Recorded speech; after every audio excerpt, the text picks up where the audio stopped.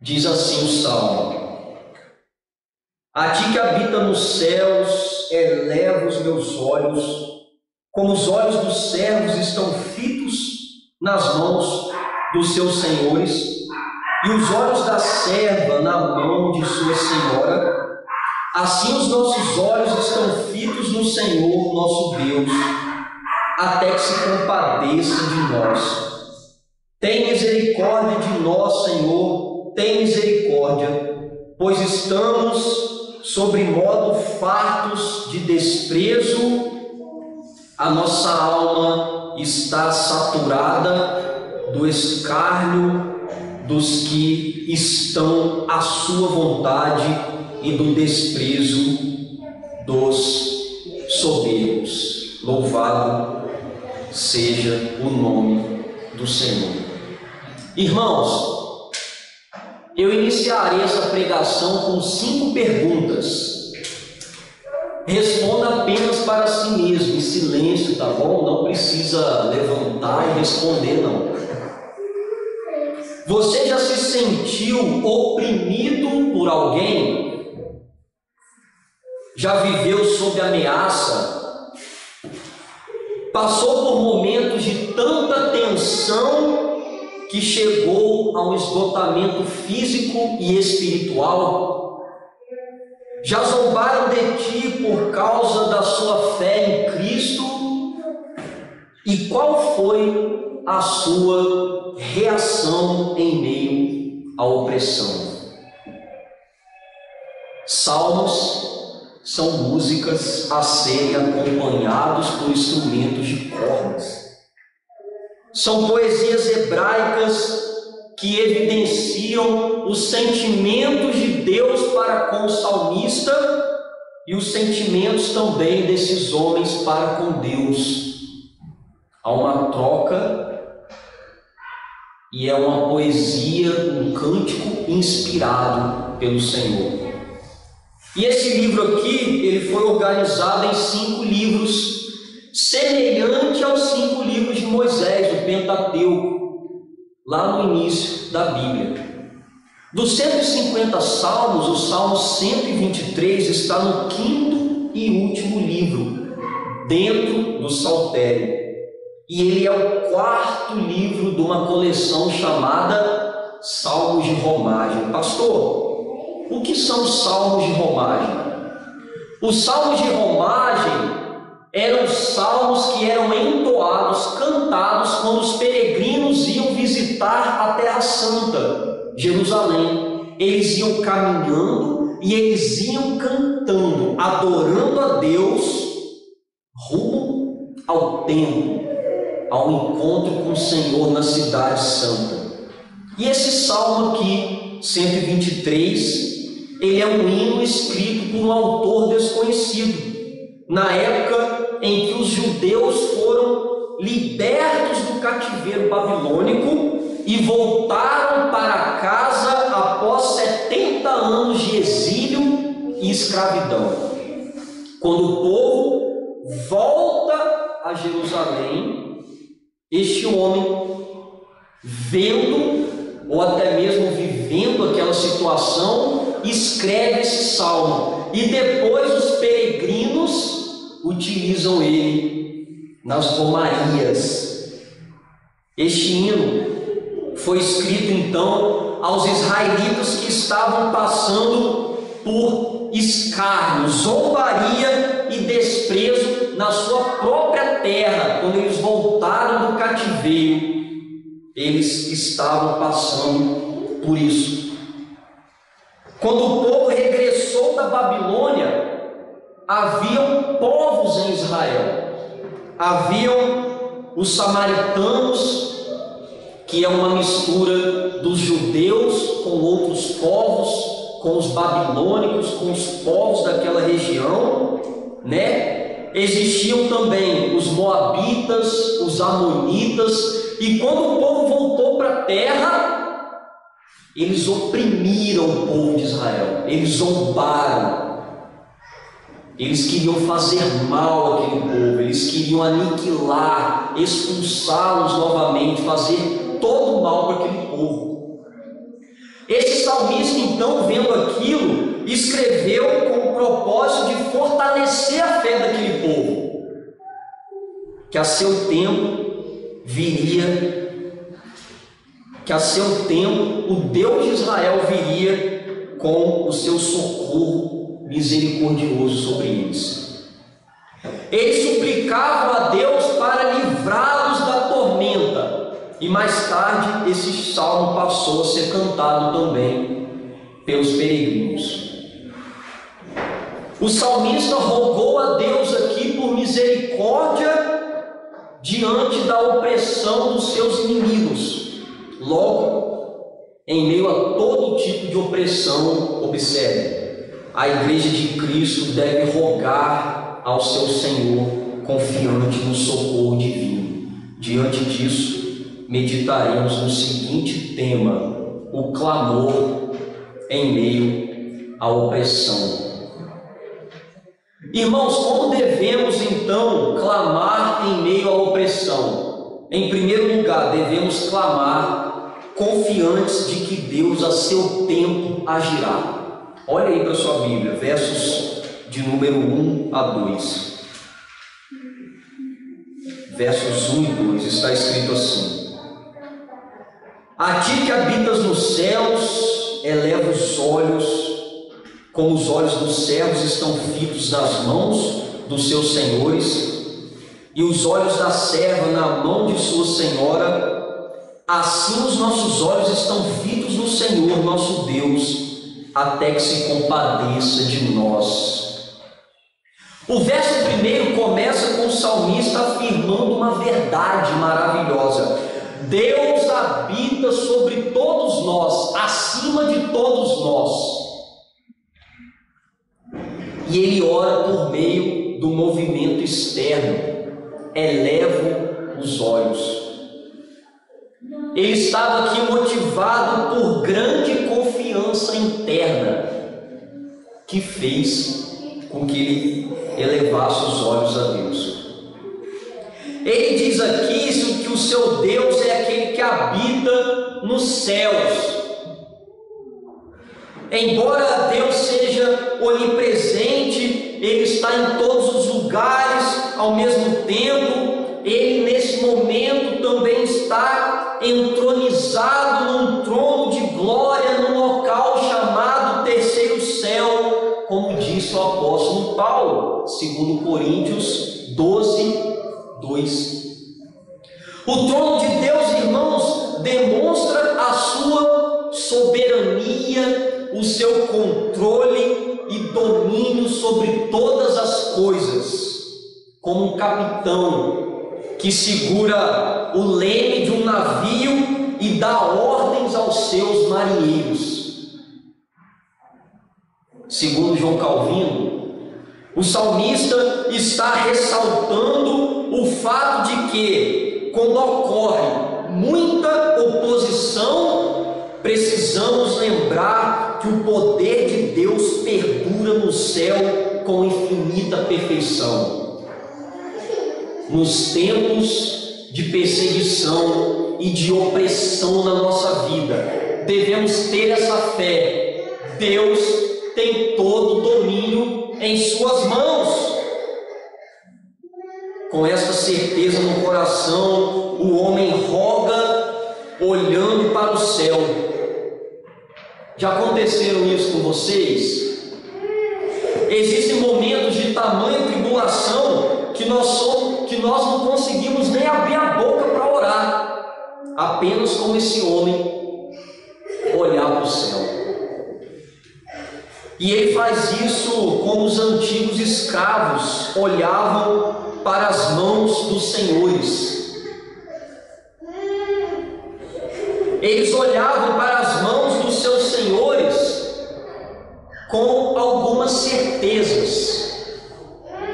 O texto diz aí, olhando para as mãos dos senhores naquela época.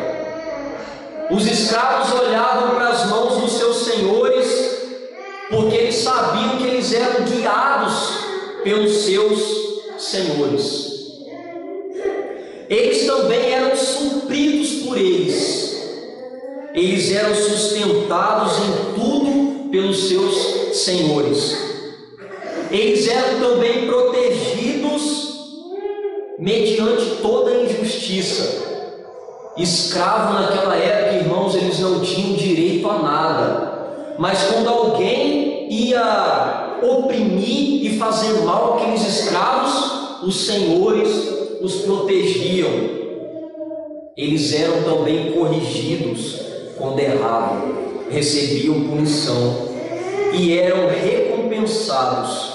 Os senhores gratificavam os servos fiéis. E é assim que o salmista olhou para Deus, com todas essas certezas de que no momento da opressão, o Senhor que está no céu não deixaria aquele homem desamparado, com toda segurança, expectativa e confiança de que no momento certo Deus agiria em favor dele. Como este salmista aqui, meus irmãos, e os peregrinos de Israel, a igreja de Cristo pode de maneira segura confiar e elevar os seus olhos para o trono de graça e clamar ao Senhor nos momentos de opressão com o mesmo sentimento que nós vemos no Salmo 37, que diz assim: confia no Senhor e faz o bem, habita na terra e alimenta-te da verdade, agrada-te do Senhor e Ele satisfará os desejos do teu coração. Entrega o teu caminho ao Senhor, confia nele e o mais Ele fará. No verso 3 ao 5. Uma igreja que é odiada porque o seu Senhor foi odiado pelo mundo. Um povo que é peregrino na terra e vive em constante hostilidade em meio aos adoradores do mundo, da carne e do diabo. Uma gente que nada contra a maré, buscando santidade, enquanto todos só querem carnalidade. Assim é a igreja sobre a face da terra. Porém, irmãos, no dia da opressão, ainda estamos diante de um Deus soberano, que ao contrário dos homens governa todas as coisas livremente, sem fraquejar e ser contestado. É Deus que protege a sua igreja. Deus não se esqueceu das lutas da sua igreja. Nós somos guiados não pelo acaso, mas tudo que acontece, acontece por obra e decreto da providência de Deus, como disse George Swinock. Todas as coisas, não apenas aquilo que nos consola, mas também nossas cruzes, não apenas o amor de Deus, mas também o ódio do mundo e a malícia do inferno, estão sob domínio do Criador. E como igreja de Cristo, diante dos que nos perseguem, devemos rogar até que Ele se compadeça de nós, nos dando alívio no tempo oportuno, como um pai que socorre sua família na adversidade. Devemos ter essa fé e essa esperança. Estamos meditando no tema o clamor em meio à opressão. Além de clamarmos confiantes, como devemos clamar em meio à opressão? Devemos clamar em segundo e último lugar, humildes e sinceros diante de Deus. Por favor, olhe para a sua Bíblia, versos 3 e 4, diz assim: tem misericórdia de nós, Senhor, tem misericórdia, pois estamos sobremodo fartos de desprezo. A nossa alma está saturada do escárnio dos que estão à sua vontade e do desprezo dos soberbos. Vamos ver o que esses dois versos dizem para nós. O verso 3 não começa com o salmista demonstrando orgulho e falsidade, pelo contrário, é uma profunda demonstração de humildade e sinceridade diante de Deus. Ele olhou e ele se prostrou e ele orou, ele clamou ao Senhor com humildade e sinceridade. E ele clama 2 vezes por misericórdia, para que Deus tivesse compaixão dele, não apenas dele, mas de todo o Israel, porque aquele povo estava farto, aquele povo estava cheio, aquele povo estava saturado e não aguentava mais o desprezo dos outros povos em sua própria terra. Enquanto os israelitas, irmãos, eles queriam reconstruir o templo para adorar o seu Senhor, os seus adversários ali naquela terra faziam de tudo para frustrar a obra. Eles estavam oprimidos na sua própria terra. Eles não queriam que Israel na terra construíssem o templo, eles queriam misturar a adoração a Deus com a adoração dos falsos deuses. Esses homens estavam sendo oprimidos na sua própria terra.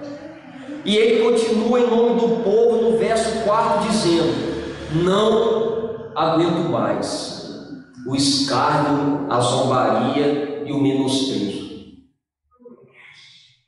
O escárnio de um povo idólatra e soberbo, que não era o povo de Deus, que estava na terra de Deus, ridicularizando o próprio povo de Deus. É como se nós estivéssemos numa terra aqui que Deus separou para nós, querendo adorar a Deus, e tivesse um povo que estivesse nos massacrando e querendo nos expulsar a todo momento. Dias de opressão. E diante dessa situação que o salmista se achega a Deus em humildade, sabendo que nada poderia fazer sem Ele, e derrama o seu coração sincero diante de Deus. Irmãos, quando nós estivermos orando a Deus, não adianta a gente esconder nada. Deus, Ele conhece o mais íntimo e profundo do nosso coração. E é assim que ele foi diante do Senhor, não escondendo as suas dificuldades. E essa passagem nos ensina que não é de agora que os poderosos deste mundo caído desprezam a igreja do Senhor. A igreja do Senhor, ela é desprezada pelo mundo. E que os crentes são escarnecidos em todos os lugares. Contudo, são valiosos para Deus e felizes, como disse Jesus no Monte das Bem-aventuranças. Bem-aventurados, felizes os que são perseguidos por causa da justiça, porque deles é o reino dos céus. Mateus 5,10. Também nos ensina que os arrogantes sempre estarão em oposição à igreja. Eles nos odeiam. E que ela, embora seja a amada noiva de Cristo, ela é considerada lixo do mundo e escória de todos, como declarou Paulo aos Coríntios em 1 Coríntios 4,13. E o que dizer do nosso Cristo, do nosso Senhor Jesus? O Senhor Jesus, em todo o seu ministério terreno, foi oprimido e andou em meio aos seus assassinos. O seu clamor em meio à opressão foi ouvido pelo Pai, mas por causa dos nossos pecados que estava sobre ele, ele se viu desamparado, pregado na cruz para nos salvar dos nossos pecados quando clamou: Deus meu, por que me desamparastes? Mateus 27, 46. Irmãos, os que vivem em função de posses, de dinheiro, só vivem para querer mais e mais, são os dominadores desse mundo, zombam do nosso desprendimento e simplicidade. Eles não entendem quando eles olham para o povo de Deus e veem que o nosso tesouro não está nessa terra, mas nós estamos juntando tesouro no céu. Aqueles que amam mais a religião e as superstições do que Deus, os idólatras que adoram outros deuses, eles riem da nossa fidelidade a Cristo e à Escritura. Eles dão gargalhada.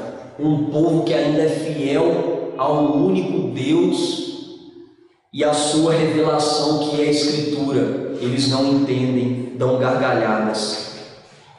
E os intelectuais, aqueles que se dizem sábios, os secularizados, aqueles que estão no mundo, acadêmicos, cientistas mundanos, eles desprezam o conhecimento que vem do alto e de toda a nossa firmeza doutrinária.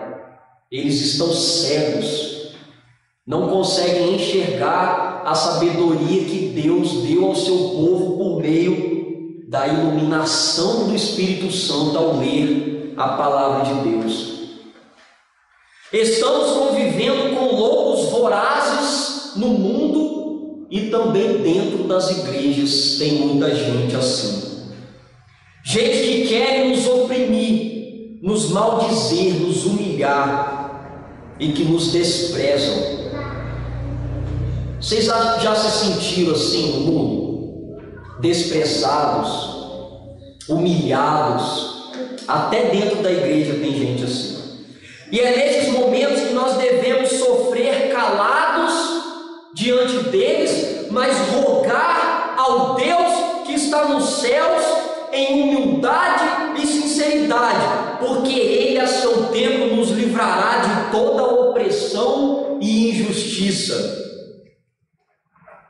Diante do que foi exposto, o texto então nos apresenta algumas lições. Quando você estiver passando por alguma opressão, ore ao Senhor, que no tempo dele, Ele te livrará.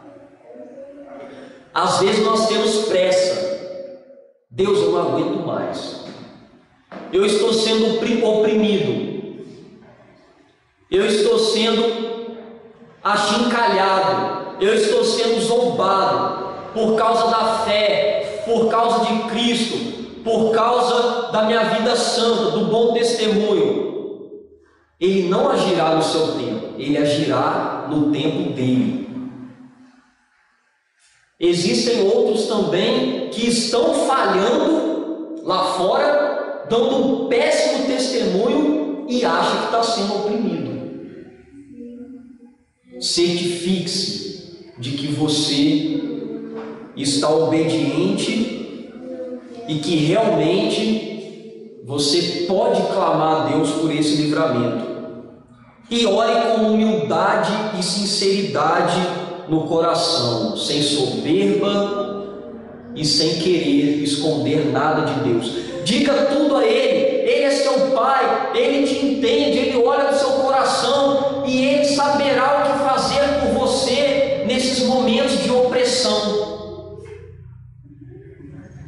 Segundo, se você estiver oprimindo alguém, pare imediatamente. O nosso Deus é um Deus de perfeita justiça.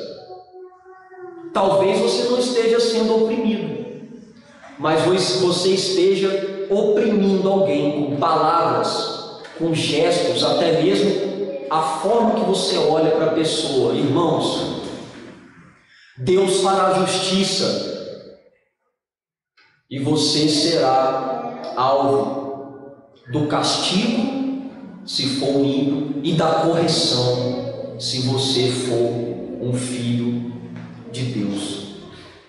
E se você estiver sendo oprimido por alguém, seja na sua família, no trabalho, no ambiente da escola, na igreja, onde for, ore que Deus te ouvirá. Você chega na reunião da família, todos ímpios, e todo mundo começa a zombar de você. O crente chegou. O fanático chegou. É o crentinho, não vai dar em nada. Você é zombado no seu trabalho. Ele ama a lei de Deus, é sincero demais. Vamos oprimi-lo, vamos fazer de tudo para ele ser mandado embora.